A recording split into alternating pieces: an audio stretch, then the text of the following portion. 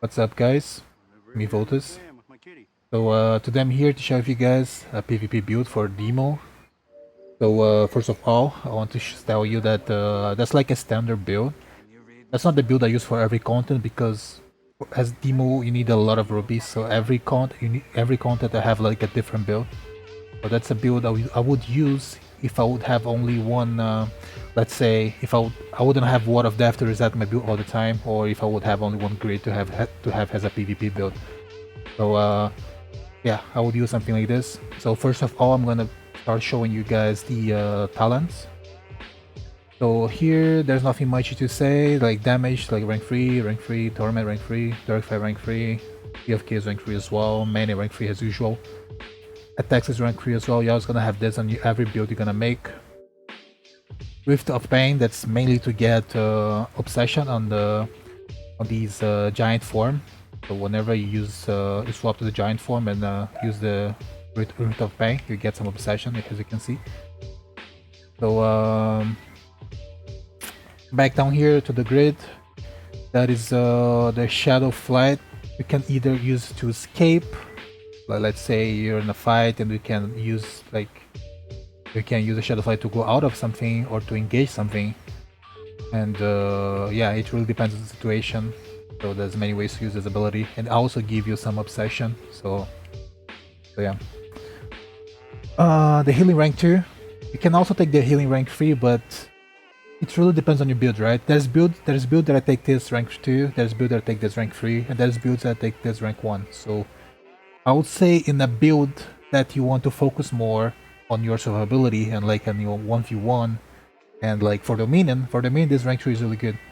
You can take this talent rank 3 and drop some other stuff that's not really necessary for group PvP, for solo PvP, sorry. The sphere rank 1, the only reason to have the sphere, it's because reduce the damage, right? While you're casting this, it reduces your income damage by like 50%, if I'm not wrong. Yeah, 56%, it depends. And it also gives you CC immunity. So let's say, for example, if the enemy scout is casting the Wild Hunt, like you can quick swap to the giant form and cast the sphere, and you won't get any CC. Or something that I do it a lot, it's like when the paladin use the cage, you know, when the paladin pull everyone inside the cage and then you're stuck in there. You can either use the sphere, or you can use the last ritual. So if you have last ritual, it's better to use last ritual, of course, because it's a lower cooldown. But if you cannot use the last ritual, I would recommend you use the sphere to go out of the cage. So yeah, there's many things you can do. Something that's very good too to do with the sphere, it's in Dominion. So if someone use Idalen, and you can just use a sphere and you go out of the Idalen. So that's really strong. It's a really good thing from Demo. Okay, going back to the talents here, then we have the Stream of Chaos. Stream of Chaos, you're only gonna take it rank 1. You're never gonna take it more than this, because that won't differs the damage. And we don't take Stream of Chaos for the damage, we take it for the efficiency of the spell. So there's two ways you can use this. Let's say the enemy, like a melee target like warrior or paladin is chasing your healer and he doesn't have any resources anymore to survive. You can like slow the target down, right? But the mainly thing from having Stream of Chaos in a build is to remove the enemy anti-vulnerability artifact. That's really strong. Demo's the only class that can like actually remove this really easily without like fuck up his rotation or something like this. So having the Stream of Chaos in the build is a must-have. Need to have it rank 1 at least. And every PvP build you're gonna make. Veil of Menace, it's your main defense spell, so you're gonna have it rank 3. There's a healing one. This thing here, it's really strong too for solo PvP. That's why I took it. But there's builds that I don't take it, like for 3v3 I don't really take it. But like for solo PvP it's really strong. Especially that you can combo with your charge with demonic onslaught, and like let's say you're on a demonic form right now and you just charge in and start to healing yourself. You can go like really far away and the people cannot see you while you're charging. That's really strong, and you're gonna keep healing yourself. So that's like really good spell to have. I would. It's I mean, for BG and stuff and like PvP like that, we can have it rank 1 because it won't make that difference. But like for 3v3 and 6 versus 6, you should have it rank 3. It's really good. It's a really good spell. You can save your teammates a lot. You can even save yourself as well. It's really, you can remove people from entry with that, so it's really strong. The long CC. I mean, long CC on pay to play. It's, I would say, like for 1v1 and stuff like this, is a must have for any class. It's really good to buy time at the beginning of the fight. It's really good to get people's martyr protection, so it's really strong. And the fact that the mount can get CC on pay to play, so it's a must have, I would say. But for free to play, in case you don't have all the talents, you can maybe drop this. But I think rank 1 is still fine to have it. Then we have the Demonic Onslaught. This spell is really strong. 12 seconds cooldown is a pretty short time. You can like you can spam it off cooldown, and it's gonna give you like some move speed if you have the right rubies for it. And the main thing of this spell is because you can like chase the target with it, right? Really good as well. And once you hit the target, you can slow it down. But the main thing is that you like pretty much immune to most of the CCs in the game. So you can pretty much cast this thing and do like, you can pretty much cast this and you do like the spells that you don't want to get interrupted. Or for example, like if you don't want to get interrupted on your healing, you can just cast this and swap to the human and start to heal yourself. Because it doesn't matter if you're not bound to the form when you cast it. You can swap to the form between the forms once you're casting it. You don't have to stay in the form you're casting. For example, if I cast this, I can swap to the dog, I can swap to the human, or whatever, you know. So you're not bound to the form once you're casting the spell. That's really strong. Going down here again, then we have the Temptation. Temptation is really strong. It's one of the most broken CCs in the game. Since it's the only CC that in the game that ignores diminishing. So it doesn't like it counts as a knockdown. It counts as a knockdown diminishing. But if the target, for example, got a rock from Warden before, the pull timing won't get reduced. It's always gonna be 4 seconds. So that's really strong. And as well, you can also combo with the Demonic Onslaught. So you can also charge it and cast the pull if you don't want to get interrupt, or if you want to have last chance to get interrupt, because the Demonic Onslaught is not like CC immune, but it makes you immune to most of the CC. Like this, for example. Something like this. What else? Then you have this the trap, Siege of the Key. This trap is really strong, but the only annoying thing is that the trap I was gonna place under you. I was gonna place on your feet. So you have to go close to the target and place the trap on his feet. That's a really strong ability to use when you want to burst, but it's really hard to set it up as well. So there is 2 ways you can set it up easier, I would say. The first way to set it up easier is like if you're playing with a teammate, let's say you're doing a 2v2 in a point of dominion and you want to set up the trap easier, you can always TP on the target with this teleport here. I don't know the name now, but you can always TP to the target and insta press the bomb, right? And you're gonna get teleported to the target instantly, and then you're gonna place a trap in. That's like the first way to apply it. And also the second one is like, this one is kind of harder to set it up, because you need to make sure that you won't get interrupted, and also you need to make sure that the enemy cannot interrupt your pull. So you can like place your trap on your feet and use the temptation on the target until he hits the trap. Actually really strong as well. But this one's kind of harder to hit, I would say, because everyone, when he's getting pulled and see the trap in front of his eyes, they're probably gonna try to use something. So you have to make sure that the target doesn't have anything, or that you cannot get interrupted. So like, what else?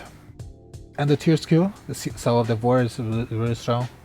Like one of the most broken tier skills in the game. It deals a quite nice damage, but the main thing is like it reduces your the target HP. So when you use it, this target has a debuff, right? This debuff, that means that the target has 15% less HP for this remaining time. So you can use this. You always want to use your tier skill when you have a burst, when you have a huge burst. So like with mania, for example, if you have a mania on, you always want to use it. So going out through the rubies, here there's nothing much to say. There's some things that I normally don't take in my build. There's some things that I drop. There's some things that I actually really good that I didn't take. But I'm gonna try to explain all the reason why I dropped it, why I took it. Yeah, first of all, I have this rank 1. So the only reason I have this rank 1 is to fight against paladins. It's good. Actually, that's the only reason pretty much. Because it deals an extra damage on the paladin barrier. So that means that my highest hits have a higher chance to get through his barrier. So that's actually one of the only reasons I took it. Those 3 rubies here is actually really nice as well to have, but since I have other priorities, I don't take them right now. But there's like builds, there's some builds that I actually take those rubies, or builds that I can like spend more attacks, I can attack more often. Those rubies are really good. So also same for these rubies here. Those rubies are actually not bad too, but it's also the same thing of this one. Those two rubies together are really good, because you can spend your like abilities more often. But for a standard build, I wouldn't take them because they have other important things to take. Second grid on the taunt, as usual. Mass taunt, single taunt, really important. One thing you have to remember: the taunt on the demo you can only use on giant form, so we cannot use on the pred form. Like if you try to press taunt, it doesn't work. You have to go on the swap to the giant form, and then you can taunt, and then you can mass taunt as well. So that's something you have to keep an eye on. Those rubies is actually really good as well, and if you get like a nice way to track it, that's really strong. So this rubies pretty much do like what they do is like every time you use a Sea of Chaos, you apply weakness for 6 seconds, right? So I'm gonna use Sea of Chaos now, and you're gonna see the target got 6 seconds weakness. And you can also see the debuff on yourself. This debuff here is a timing where your next Sea of Chaos can apply weakness. So one thing that's actually really good to do, like in a 6v6 situation, or in a situation where you want to survive. Let's say, I'm gonna give you like an example, right? Let's say you're in a Dominion and you just have to survive the point. You don't have to kill anyone because your team is winning anyway, so you just have to survive a little bit, right? So you just have to buy time. You can always play defensive with your Sea of Chaos. So whenever you don't have this debuff, whenever you don't have the debuff from the Sea of Chaos, you can go to the human form, go up to the human, and do one Sea of Chaos. So the AoE, the Sea of Chaos is gonna go like AoE. So every target that get hit by the Sea of Chaos is gonna get weakness. So that's really good. So like for example, you can attack the target normally, and once you have the debuff coming up, you can swap to the human form, do one Sea of Chaos, and go back to the melee form, and so on. You can just keep doing like this for like the whole fight, I would say. Like I said, it really depends on the situation. If you want to kill the target, you're not gonna do it because you're gonna lose damage. But yeah. Going on for the this ruby here, it's kind of bad since it got nerfed. Not that good as it used to be. This ruby before was really strong, but since it got nerfed, it's kind of bad. I took this because it's still decent for 1v1, but if you are not planning to do solo PvP, you can go through this way here. You can take this ruby here and go down, so you have one free ruby to play somewhere else. Okay, here the third grid. Here's like basic ruby you have to take. This ruby here is for your next Sea of Chaos. Heal yourself a little bit. So like for example, you use the ability here, right? You're gonna get a buff for 10 seconds, and your next Sea of Chaos, you're gonna heal yourself a little bit. It's not much, but it's still something. It's still something that can save you in a fight.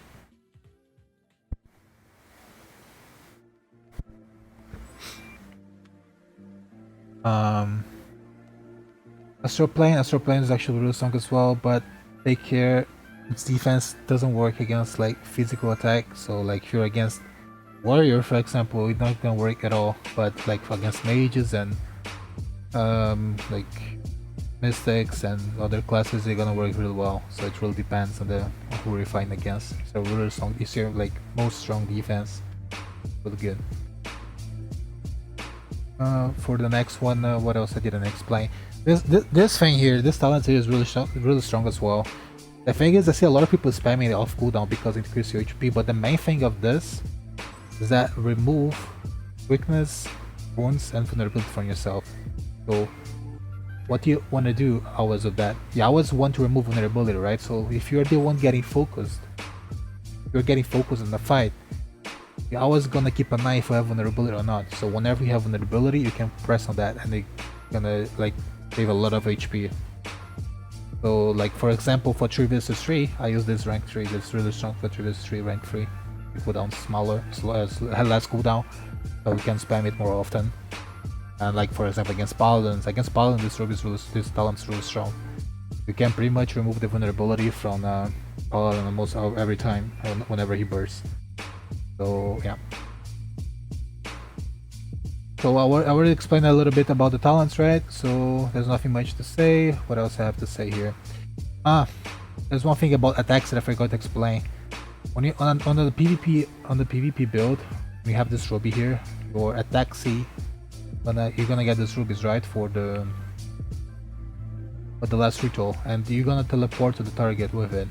So it's actually something really strong as well. You can keep permanent chasing the target.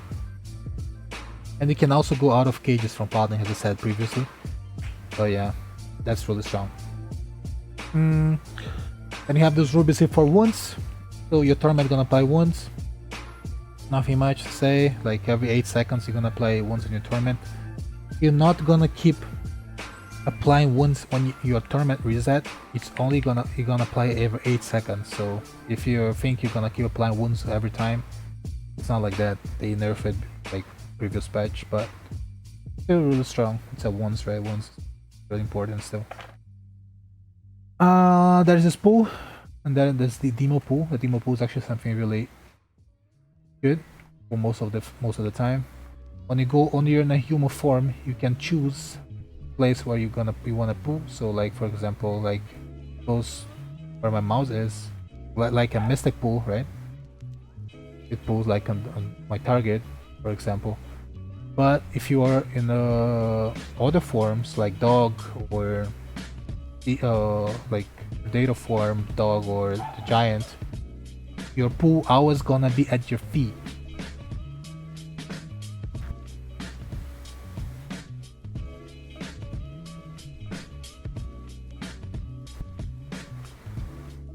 So the pool always gonna be at your feet. So doesn't matter where you are, where your mouse is, you're always gonna pull at you. You're gonna pull the target towards you, and also the range is gonna be a little bit bigger. So it really depends. I would say if you wanna chase someone, go to one of the melee forms and use it. But if you wanna like just to group up people at the beginning, you can just go on human form and use it.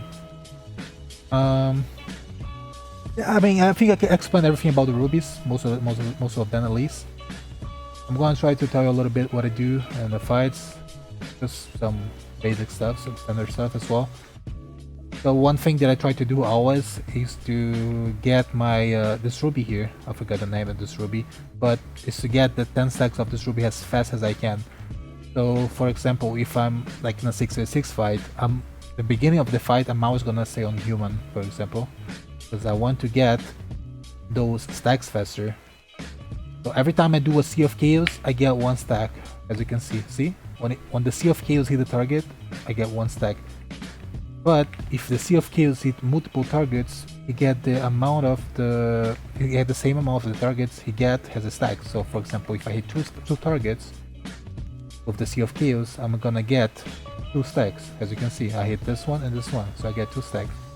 So like in a 6v6 fight, for example, in the beginning, if you get like a good pull, like imagine if you pull 6 people at the same time, right? And you pull, that's something hard to get, but imagine you get 6, you only have to use Sea of Chaos 2 times to get the 10 stacks, and then you're gonna get the 15% boost for the rest of the fight.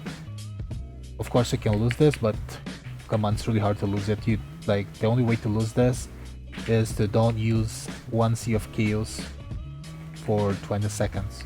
So it's kinda hard to lose it, right? So that's something you have to keep a track on as well.